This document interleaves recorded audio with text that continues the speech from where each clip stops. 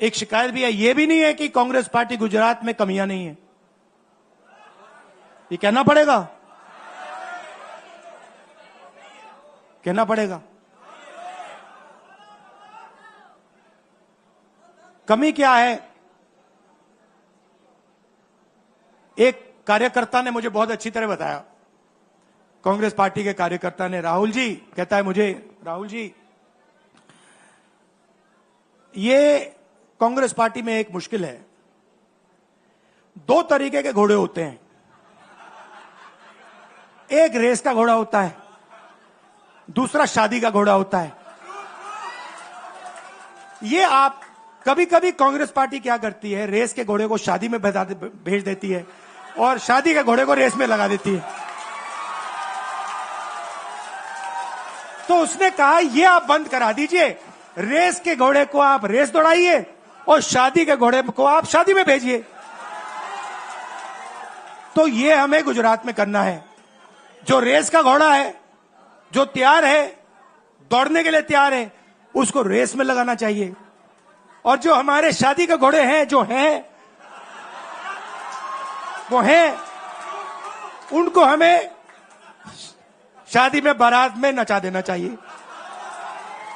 तो अब मेरा कहना है कि यह काम सीरियसली करना है। हम पिछले चुनाव में,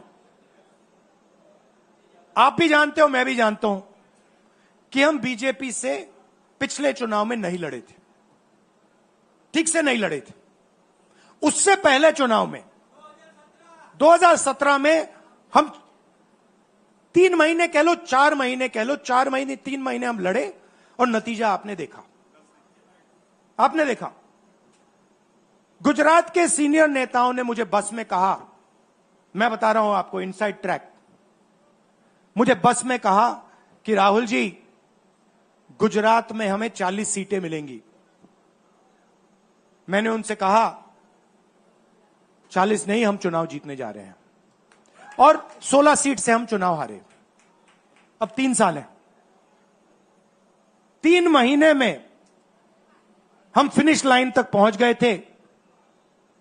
3 साल में हम फिनिश लाइन को मतलब उधर पीछे छोड़ के निकल जाएंगे। मैं आपको यहां कह रहा हूं कि आप लोग गुजरात में कितने साल बाद,